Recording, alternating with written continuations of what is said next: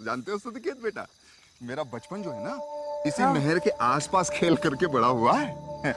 हाँ, जब हम लोग छोटे थे ना तो हम इसी नहर के पास एक स्कूल में पढ़ने आया करते थे, और जब हमारे स्कूल की छुट्टी हो जाया करती थी तो हम दौड़ करके घर ना जा करके यहाँ इस नहर के पास खेलने आ जाया करते थे। हमको इस नहर का ना चप्पा चप्पा पता है।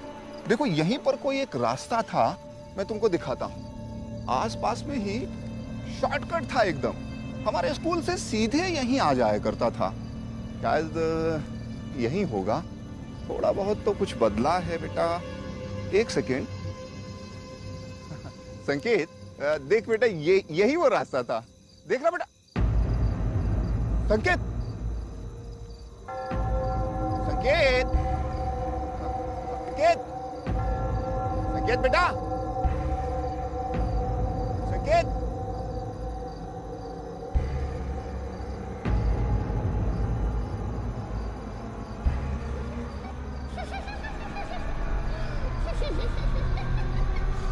संकेत, अरे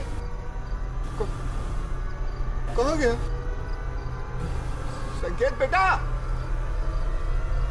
संकेत, अरे कहाँ गया संकेत?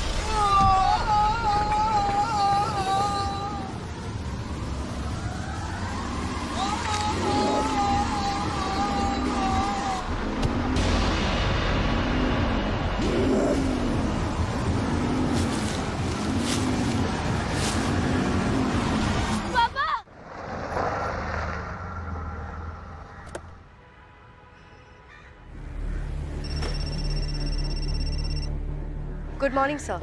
आदिति, तुम डॉक्टर शर्मा के क्लिनिक पहुंच गई? सर मैं डॉक्टर शर्मा की क्लिनिक के बाहर ही हूँ, यहाँ से फिर स्टेशन जाऊंगी। मैंने इंस्पेक्टर संजय को इन्फॉर्म किया हुआ है। सर अब विक्रांत की तबीयत कैसी है? विक्रांत को देखने में हॉस्पिटल ही जा रहा हूँ। आदिति, मैं समझ सकता हूँ कि तुम्हें उसकी बहुत चिंता हो रही है, पर मैं हूँ यहाँ। तुम बस केस जल्दी सॉल्व करने की कोशिश करो, ठीक है?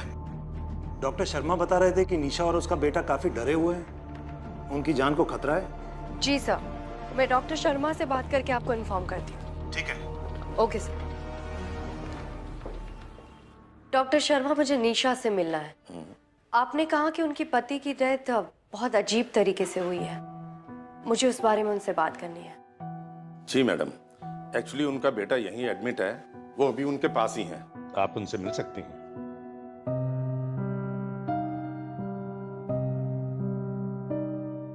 निशा, मैंने सुना है कि तुम लोग तेजपुर कुछ दिन पहले ही आए हो। जी मैडम, हम लोग मुंबई में रहते हैं। कुछ दिन पहले ही हम यहाँ गांव में आए हैं अपने जेठ जी के अंतिम संस्कार के लिए। उनकी मौत भी हमारी जमीन के बीचों बीच में हुई थी। डॉक्टर शर्मा कहते हैं कि उनकी मौत भी पानी में डूबने की वजह से हुई थी। लेकिन मैडम, हमारी जमीन के आसपास दूर दूर तक कहीं कोई पानी नहीं है। मैडम, डॉक्टर कहते हैं कि परम की डेथ भी पानी में डूबने की वजह से हुई है। ये कौन कर रहा है, कैसे कर रहा है, कुछ समझ में नहीं आ रहा मैडम। और मैडम, यहाँ पर सब लोग कह रहे हैं कि हमारे परिवार पर किसी तरह का श्राप है। कैसा श्राप? कहते हैं कि किसी बड़े बुजुर्ग, किसी पूर्वज का, मतलब कोई बुरा साया है जो हमें तब तक नहीं छोड़ेगा जब तक कि हम इस गांव में हैं। क्या आप भी इस बात पे विश्वास करती है कि आपके परिवार पे कोई श्राप है? नहीं मैडम, बल्कि मुझे तो ऐसा लगता है कि हमारे परिवार के साथ कोई अपनी दुश्मनी निकाल रहा है। मैं गई थी यहाँ के पुलिस स्टेशन में कंप्लेन लिखवाने के लिए, लेकिन उन लोगों ने मेरी कंप्लेन लिखने से मना कर दिया। और यहाँ के सरपंच ने भी उनसे कहा कि इस मैटर से दूर रहे। अब हमें सिर्फ आपसे ही उम्मीद है। डोंट वरी निशा, मैं सच का पता लगा के रहूंगी। डॉक्टर शर्मा, संकेत को क्या हुआ है? उस पर भी कोई अटैक हुआ है? मैडम, वो अपने पापा की मौत देखकर इतना डर गया था कि उसे बुखार हो गया। वैसे जैसे ही उसकी हालत सुधरेगी मैं आपको इन्फॉर्म कर दूंगा। जी, वैसे डॉक्टर, परम और उसके भाई की पोस्टमार्टम इसी हॉस्पिटल में हुई थी ना? जी मैडम, रिपोर्ट मैंने ही लिखी थी। इसमें कोई डाउट नहीं है कि दोनों की मौत डूबने से हुई थी। दोनों भाई की डेथ एक जैसे होना कोई कोइंसिडेंस नहीं हो सकता है। अगर ये सुसाइड है तो बॉडी को पानी से निकालकर उस बंजर जमीन पर कौन लाया होगा? और अगर ये मर्डर है तो भी कोई दोबारा उस जगह पे बॉडी को क्यों लाता? डॉक्टर, वैसे पोस्टमार्टम रिपोर्ट से और कुछ पता चला? जी, दोनों की बॉडी पर काफी घाव थे। किस तरह के घाव? जमीन पर गिरने के हो सकते हैं। वैसे मैडम, परम के परिवार को मैं अच्छी तरह जानता हूं। उनकी हेल्प करना मेरा फर्ज है। अगर आपको मेरी हेल्प की जरूरत हो तो मैं हमेशा तैयार हूं। ठीक है, थैंक यू डॉक्टर।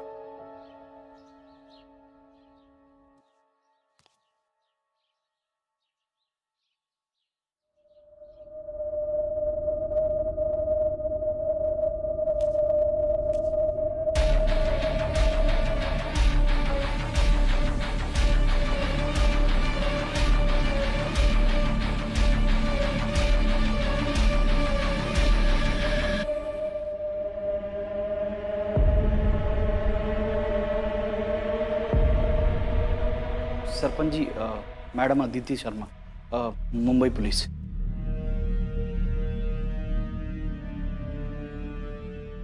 पता चला मुंबई से कोई महिला पुलिस अफसर आई है तो राम राम करने चला है। संकेत के साहब, उस दिन रात को खेत में परम की लाश से लिपट के ऐसे दाढ़े मार मार के रो रहा था बेचारा। भाई, बड़े दुख की बात है, जगजीत के दोनों बेटे मर गए, पर क्या करा जा सके, होनी तो होके रहवे। सरपंच जी, दुख की बात तो ये है कि आपके गांव में 2 लोगों की मौत हो जाती है, लेकिन उसके बारे में कोई कानूनी तहकीकात नहीं होती है। तहकीकात करना चाहो हो कर लो, और एक बात सुन लो, तहकीकात करने से होने वाला कुछ नहीं है, क्योंकि इस गांव में जो कुछ भी हुआ है वो हमारे से ज्यादा किसी को नहीं पता। वो तो मुझे अच्छे से दिख रहा है यहाँ पर क्या होता है। परम और उसके भाई की मौत हुई थी पानी में डूबने से, पर दोनों की बॉडी मिली उस बंजर जमीन से।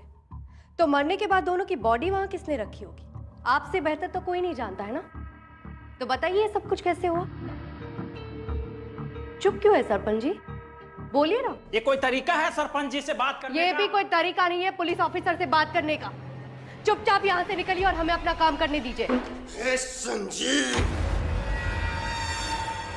समझा ले अपनी मैडम को।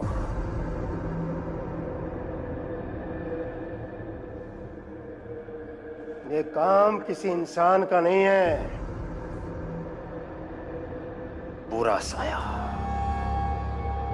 साया है इस परिवार पर,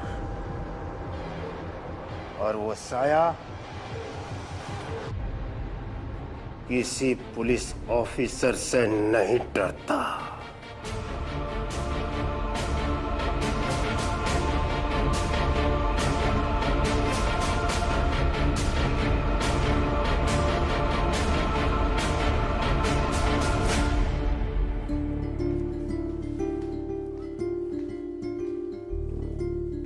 माफ करिए मैडम, लेकिन यहाँ चलती सिर्फ पंचों की है। अगर हम उनके विरोध में जाएंगे तो पूरे गांव में दंगे फसाद करा देंगे और फिर हमको कंट्रोल करना मुश्किल हो जाएगा। पुलिस में होकर आप ये बात कर रहे हैं? क्या करें मैडम, आप तो यहाँ से चली जाएंगी, लेकिन संभालना तो हमको ही पड़ेगा। ड्यूटी मैं अपनी पूरी निभाऊंगा, लेकिन ये बात पंचों तक नहीं जानी चाहिए मैडम। आपको तो पता ही ना, गाँव को शांत रखने के लिए ये सब करना ही पड़ता है। गाड़ी निकालो, क्राइम लोकेशन पर जाना है।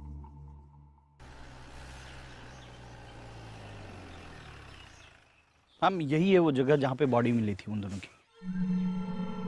लेकिन यहाँ पे आसपास कुछ पानी की कैनाल, तालाब या टैंक कुछ भी नहीं नजर आ रहा।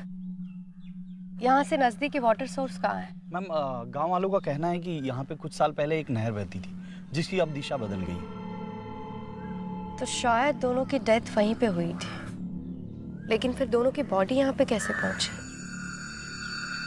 किस तरफ है वो नहर? हम इस तरफ।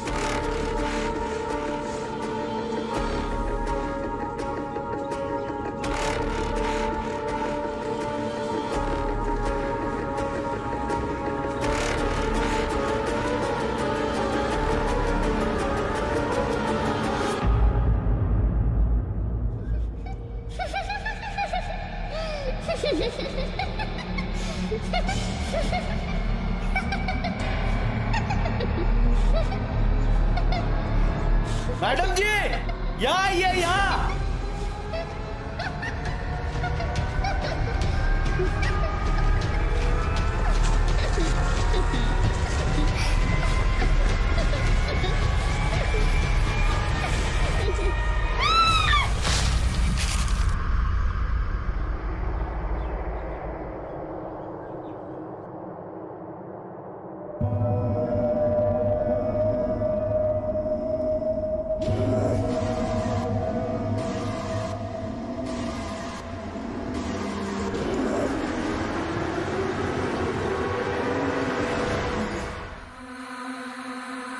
मैडम जी,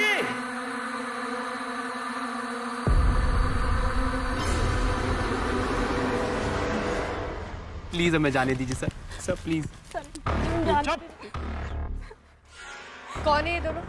हम दोनों झाड़ियों के पीछे छुपे थे, मुझे देखकर भागने लगे। स्टेशन का नाम लिया तो रो रहे हैं। मैडम जी प्लीज हमारी बात तो सुन लीजिए एक बार। चलो पुलिस स्टेशन जाके बात करते हैं।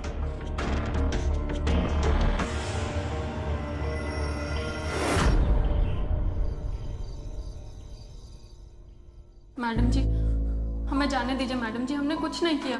ये जानते हुए भी कि वहाँ खतरा है, तुम दोनों वहाँ क्या कर रहे थे?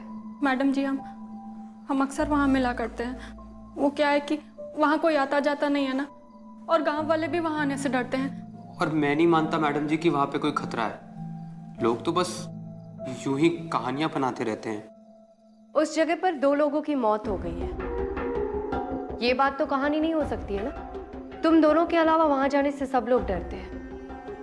कहीं इन सब के पीछे तुम दोनों का हाथ तो नहीं है? नहीं मैडम जी। लेकिन मैडम जी आज वहाँ कोई और भी था, है ना? जी मैडम जी। कौन था?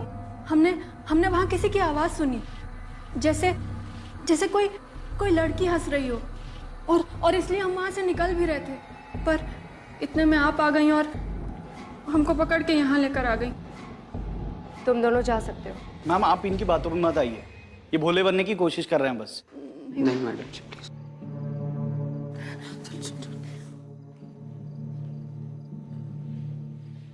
यादव, जब तुम दिव्या और जीत को पकड़ने गए थे तब मैंने भी उस जगह पे एक लड़की को देखा था।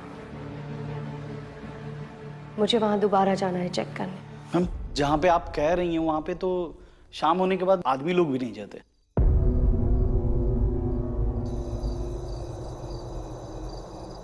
भाई अरे चल अमन, आज इस किस्से को खत्म ही कर देंगे हम।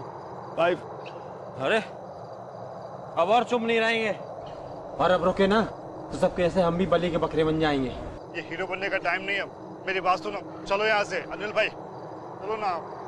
अरे अमन चल, तू, मैं कह रहा हूँ चल। अनिल भाई क्या देख रहा है? कौन है? अरे अनिल भाई कहाँ जा रहे हो?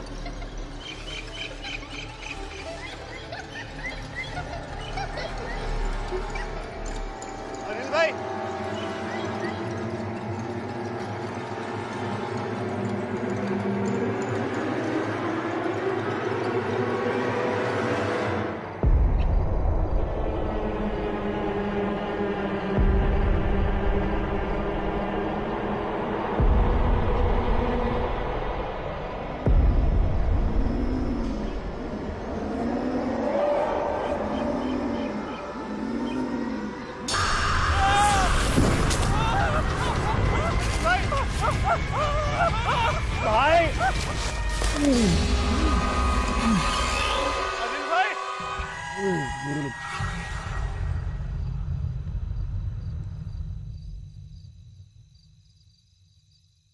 अदिति मैडम, आपने सही कहा था, अनिल की मौत डूबने से ही हुई है। मैं जाकर रिपोर्ट तैयार करता हूँ। जी डॉक्टर। यादव, अनिल की फैमिली को इन्फॉर्म कीजिए।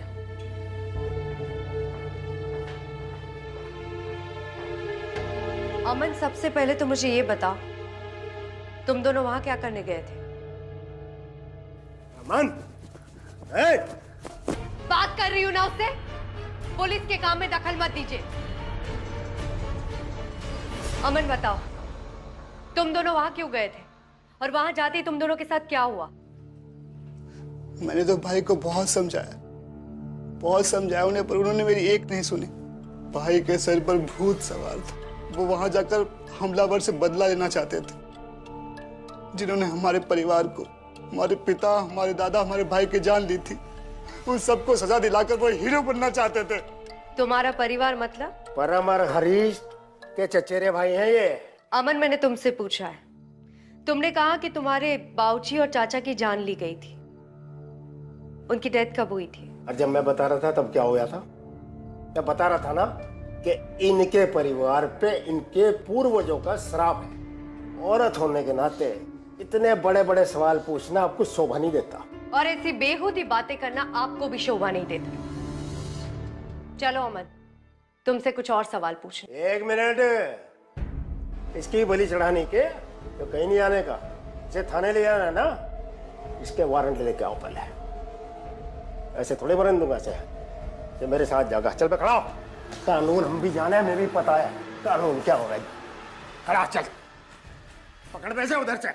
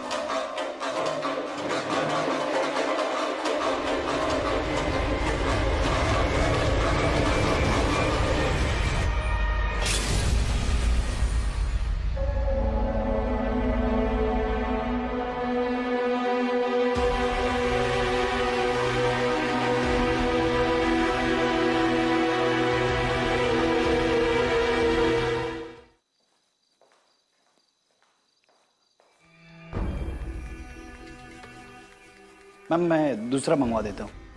नहीं, उसकी कोई ज़रूरत नहीं है। मैम आप कुछ खोज रही हैं तो फिर मैं मदद कर दूं आपकी? जिसकी मदद करनी चाहिए उसकी तो की नहीं। मेरी मदद करने के लिए सबसे पहले आपको अपनी ड्यूटी ईमानदारी से निभानी होगी। मैम मेरी पोस्टिंग यहाँ पे 1 साल पहले हुई। मुझे इन सब चीज़ों के बारे में बिल्कुल भी नहीं पता था। मेरे सीनियर ऑफिसर जो इसके पहले थे, मे भी उनको पता हो, लेकिन वो अभी सस्पेंड है। मैम सुना है कि पास वाले गांव में रहते हैं। मैं पूरी कोशिश करूंगा कि उनकी सारी डिटेल्स और इन्फॉर्मेशन आपको दे दूं। आप उनकी कांटेक्ट डिटेल्स मुझे दे दीजिए, ये काम भी मैं खुद ही कर लूंगी। मैम इसके पहले जितने भी ऑफिसर्स थे, इन पंचों ने उनकी ज़िंदगी खराब कर दी और इसी की वजह से मैं अब तक चुपचाप बैठा हुआ था। लेकिन मैं आपको भरोसा दिलाता हूँ मैम, मैं जितना जल्दी हो सकेगा उतना जल्दी इंस्पेक्टर बलवंत का सारा डिटेल आपको दे दूंगा, और हो सका तो मैं उनको यहाँ पे लेके आऊँगा। आप खुद उनसे बात कर लीजिएगा। ठीक है। मैम मुझे भूत प्रेत, साया, श्राप, इन सब चीज़ों पे कभी भरोसा नहीं था, लेकिन अमन के साथ जो हुआ उसके बाद मुझे ऐसा लगता है कि कुछ तो है। और अगर अमन निर्दोष है तो फिर अनिल को मारा किसने? मुझे भी लगता है ये सब कुछ अमन ने नहीं किया है। अनिल की मौत भी डूबने से हुई है और अमन फिजिकली इतना स्ट्रांग नहीं है कि वो अनिल की बॉडी पानी से खींच के ला पाए। आप बिल्कुल सही कर रहे हैं मम्मी। जिस समय ये घटना घटी उस समय जीत और दिव्या भी तो पुलिस स्टेशन में ही थे, मतलब वो इन्वॉल्व नहीं है।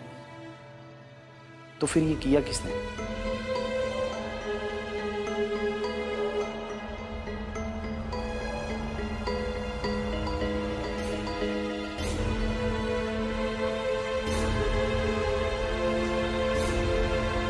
जय मैम, हम ये हैं इंस्पेक्टर बलवंत।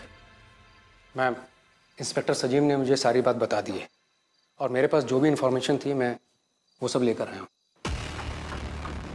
मैम, मेरे टाइम पे यहाँ जितनी भी मौतें हुई उन सब की मैंने पूरी तहकीकात की, लेकिन सच तक पहुँचने से पहले ही राजेंद्र चौधरी और उनके पिताजी ने मुझ पर रिश्वत लेने का झूठा इल्ज़ाम लगाकर मुझे सस्पेंड करवा दिया। राजेंद्र चौधरी मतलब सरपंच? जी। उनका इस केस में क्या इन्वॉल्वमेंट है? मैम, ये जो खेत जिनमें अटैक्स हुए हैं ये सब भानु प्रताप चौधरी की ज़मीन है और भानु प्रताप चौधरी ने मरने से पहले ही अपनी वो ज़मीन और उसमें बहने वाली नहर अपने तीनों बेटों के नाम बराबर हिस्सों में बांट दी थी।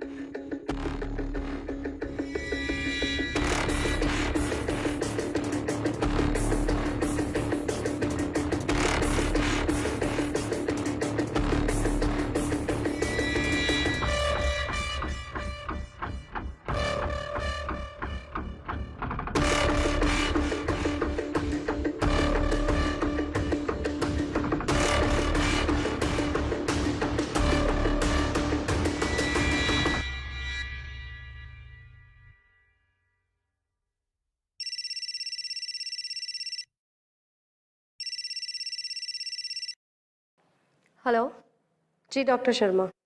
संकेत को होश आ गया। ठीक है, मैं अभी आती हूँ।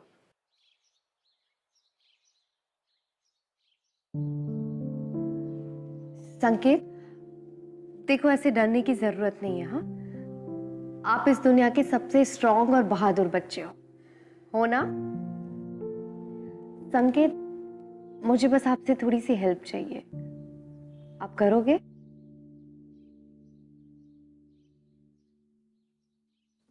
Good boy. दीदी, जब से होश में आया है दीदी दीदी बोले जा रहा है, मगर यहाँ पर मेरे अलावा कोई नहीं है इसके साथ। संकेत, ये दीदी कौन है? आपने उस दीदी को कहाँ देखा? कहीं आपने उस दीदी को वो उस बंजर जमीन पे तो नहीं देखा?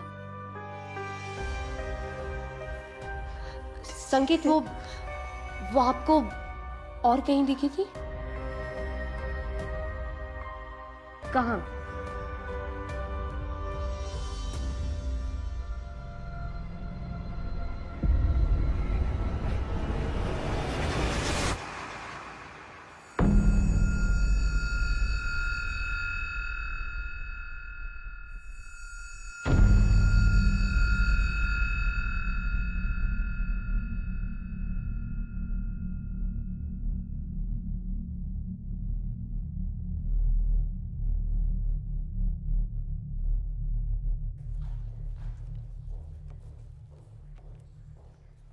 सरपंच जी, वो महिला अफसर आई है।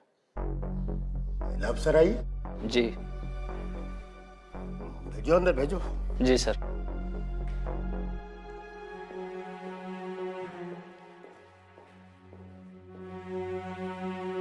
आप यहाँ कहीं अमन को ढूंढते हुए तो नहीं आ गई यहाँ पे? बैठो। अरे उजाला, भाई मेहमान आई है, इनके लिए पराठा भेजो।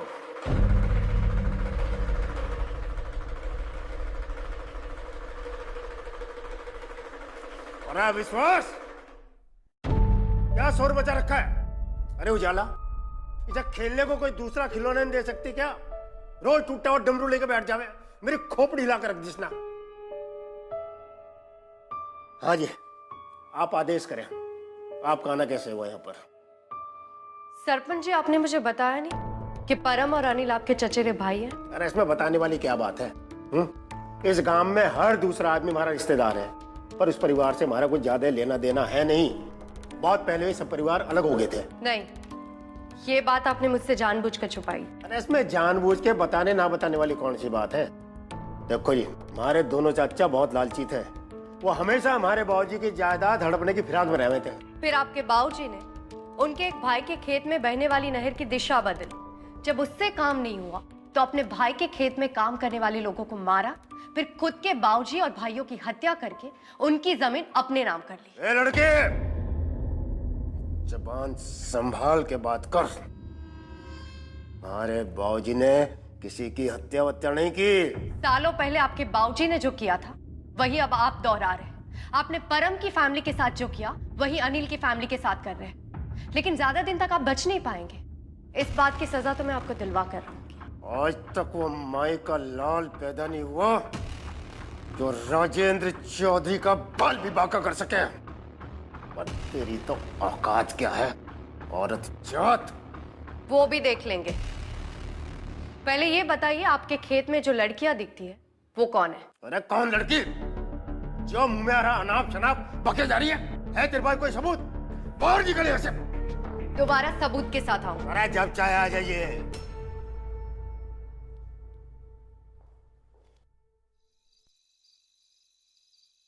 मैडम, आपने जो फाइल मंगवाई थी ये रही।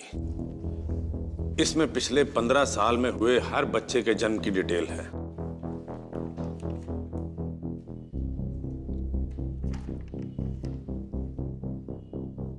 डॉक्टर शर्मा, पिछले 15 साल के रिकॉर्ड्स में लड़की का एक भी नाम नहीं है। आपके गांव की लड़कियां कहाँ हैं? अब क्या बताएं? इस गांव में बच्चे के पैदा होते ही सबसे पहला सवाल यही पूछते हैं कि बेटा हुआ है या बेटी। बेटी का जन्म हो तो मातम मनाया जाता है यहाँ। डॉक्टर शर्मा, आपने ये सब कुछ रोकने के लिए कभी कोशिश नहीं की? कोशिश की। जैसा कि मैंने आपको पहले बताया, 1-1.5 साल पहले ही इस गांव में मैं ट्रांसफर होकर यहाँ आया हूँ। मैंने सच जानने की बहुत कोशिश की, लेकिन किसी ने मेरा साथ नहीं दिया। ये कोशिश मैं आज तक करता आ रहा हूँ ताकि कहीं से कुछ भी सच पता लगे। लेकिन उसका असर ये हुआ कि मरीजों ने अस्पताल में आना बंद कर दिया। मैं ये चाहता था कि यहाँ के मरीज अपना इलाज करते रहें, इसलिए मैं चुप रहा। थैंक यू, आप जा सकते हैं। नमस्कार जी।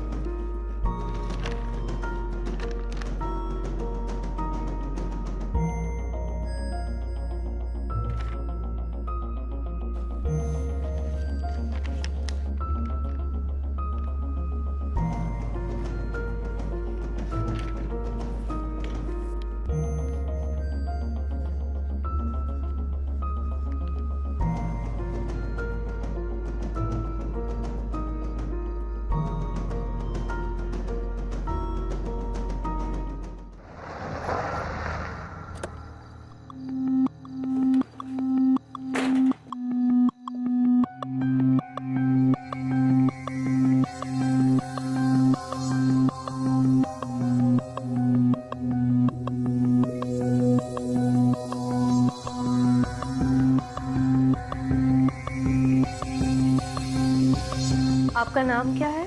अमृत। क्या ये अमन का घर है? मम्मी मम्मी, कोई आया है। कौन है आप? और अंदर कैसे आ गई? जी, मैं एएसपी अदिति हूँ, मुंबई पुलिस। आपसे अमन के बारे में कुछ बात करनी है। मैं कुछ नहीं जानती, आप चले जाइए यहाँ से। देखिए, मैं जानती हूँ कि आपका लड़का असलियत में लड़की है।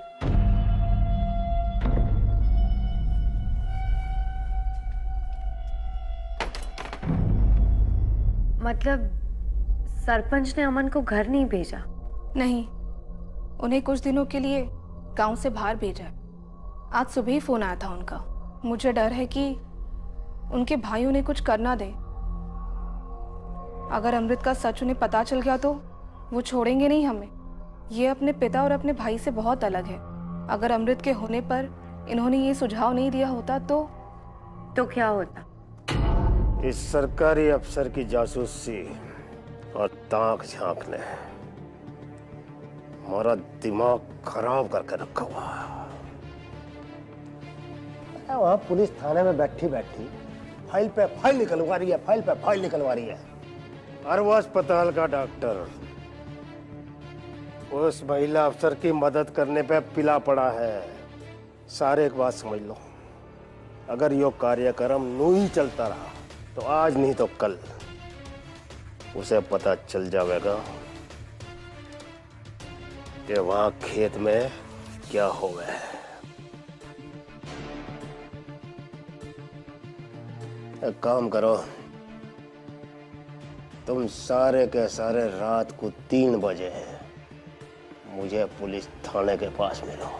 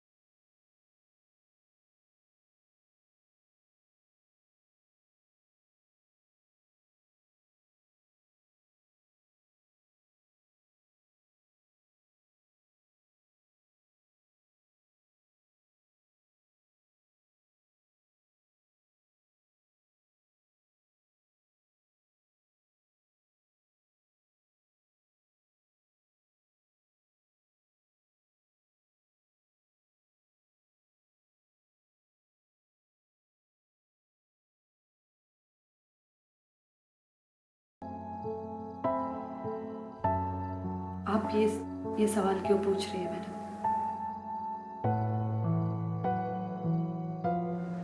वो बच्ची किसी कॉम्प्लिकेशन की वजह से पैदा होते ही मर गई थी।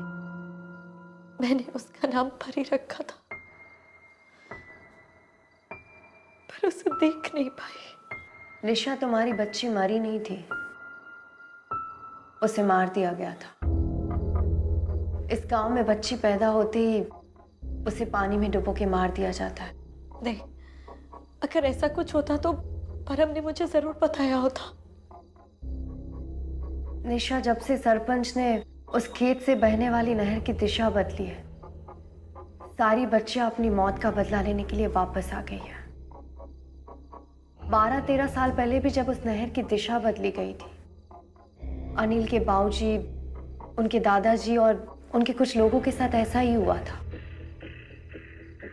और मुझे डर है कि अब वो बच्चियां सिर्फ खेत तक सीमित नहीं रहेगी, वो अपना बदला पूरा करने के लिए इस गांव को बर्बाद कर देगी। लेकिन अगर ये बच्चियां जो पैदा होते ही मारी गई थी, ये अपना बदला ले रही हैं, तो संकेत ने उस दिन उस जगह पर किसी दीदी को कैसे देखा? वहां तो कोई बच्ची होनी चाहिए थी ना।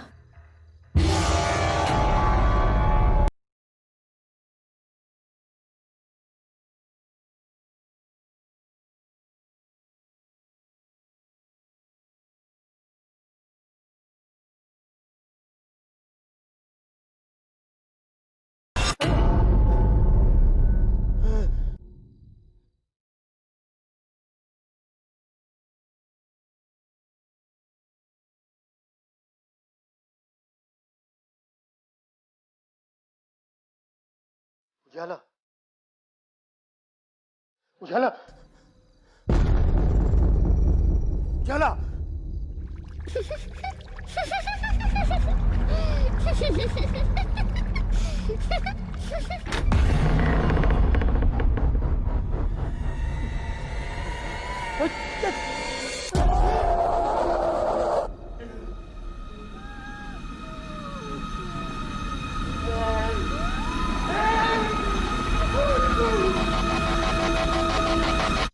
निशा, मैंने डॉक्टर से और पुलिस रिकॉर्ड्स में चेक किया तो मुझे पता चला कि तुम्हारी, अनिल की और सरपंच की बेटी को पैदा होते ही मार दिया गया था। आज अगर वो बच्ची जिंदा होती तो तुम्हारी और परम की बेटी 6 साल की होती, अनिल की बेटी 8 साल की, सरपंच की बड़ी बेटी 13 साल की और छोटी बेटी 7 साल की। निशा ये वही लड़कियां है जिसे संकेत ने उस बंजर जमीन पर देखा था।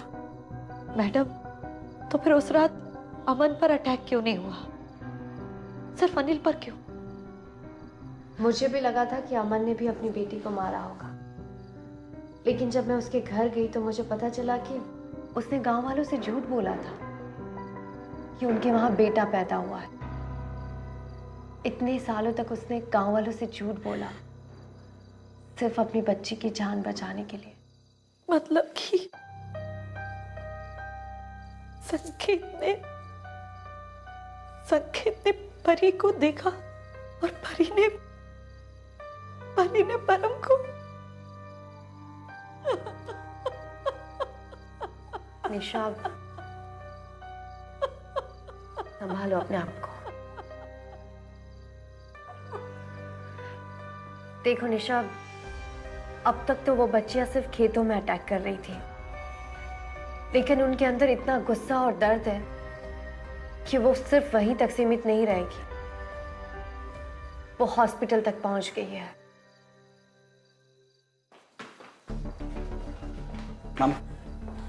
मैडम जी, आप यहाँ से चले जाओ, आपकी जान को खतरा है।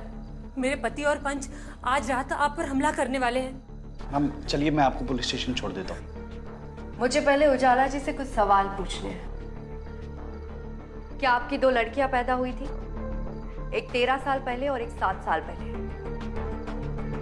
देखिए, अगर आपने अभी जवाब नहीं दिया तो आपकी गांव की लड़कियां इसी तरह से बढ़ती रहेगी। हाँ, मैंने 2 लड़कियों को जन्म दिया था, पर पैदा होते ही मुझे उनसे छीन लिया गया। आपने अपने पति को क्यों नहीं रोका? काश मैं तब चुप नहीं रही होती, पर इस गांव में औरतों को बोलने का अधिकार कहाँ है? मैं आपसे हाथ जोड़कर विनती करती हूँ मैडम जी, आप यहाँ से चले जाओ। ऐसे डर के नहीं भागने वाली हूँ मैं, पुलिस हूँ। यहाँ पर जो करने आई थी वो करके रहूंगी। इस गांव में हो रही भ्रूण हत्या को मैं रोक के ही जाऊंगी। यादव, चलो, सरपंच के घर जाना है। जी मैम।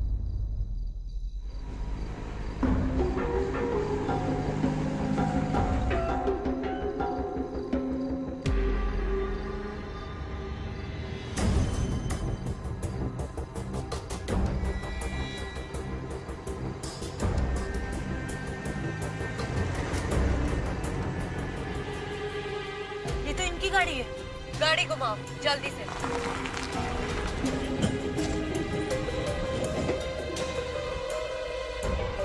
क्या हुआ? मैडम देखता हूँ।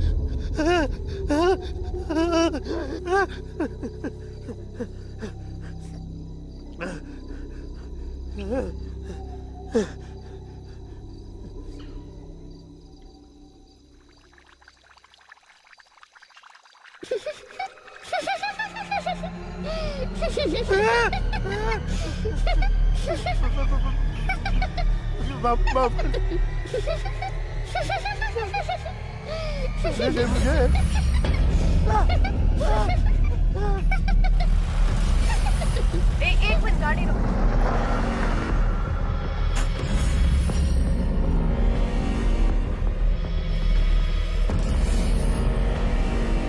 ये तो इनकी गाड़ी है, पर ये कहाँ है?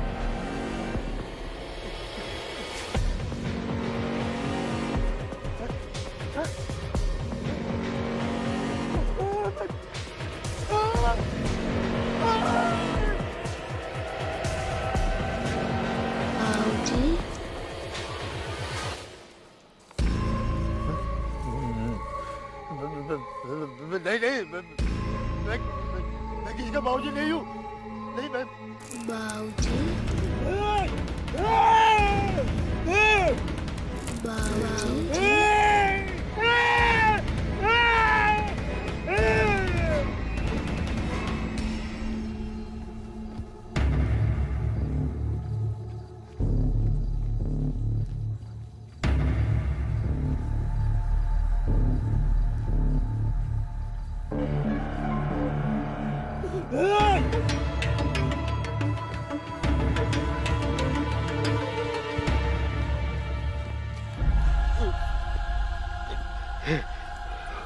उजाला, मेरे पापों की सजा हमारी बेटी या बेटी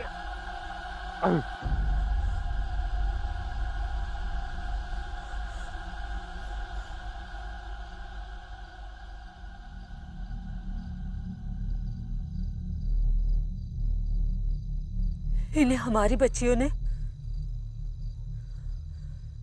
हाँ उजाला जी,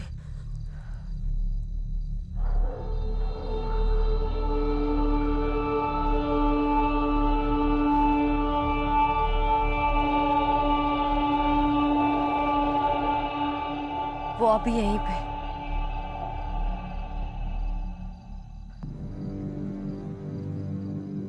बच्चियों, मेरी बच्चियों, मुझे माफ कर दो। मैं अपने माँ होने का फर्ज नहीं निभा पाई। तुम्हारे बाबूजी से तुम्हें नहीं बचा पाई।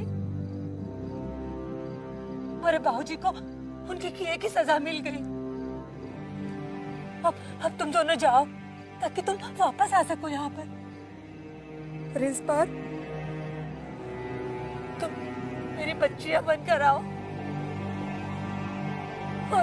और मेरे साथ रहो।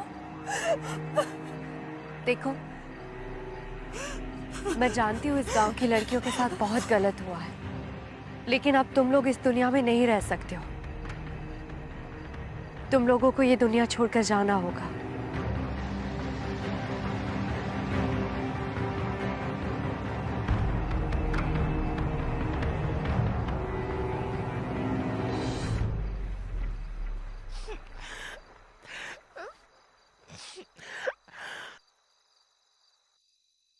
आज से इस गांव की सरपंच होने के अधिकार से मैं ये घोषणा करती हूँ कि इस गांव में किसी भी बच्ची को लड़की होने की सजा नहीं दी जाएगी। ना ही कोई अपने घर में लड़की होने पर अफसोस करेगा, बल्कि पूरे गांव में खुशियां मनाई जाएंगी। और हाँ, इस गांव में कोई भी भ्रूण हत्या के बारे में सोचेगा भी नहीं।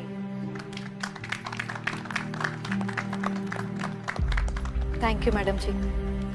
मैं पूरी उम्मीद करती हूँ कि अब इस गांव में बदलाव जरूर आएगा। इस गांव में लड़कियों को वही जगह मिलेगी जो लड़कों को मिलती है। मुझे भी यही उम्मीद है निशा, लेकिन एक दिन में किसी की सोच बदलना इतना आसान नहीं है। कुछ लोग अपनी गलतियों से सीखते हैं और कुछ लोग ऐसे होते हैं जिन्हें अंजाम भुगतने के बाद ही सीख मिलती है।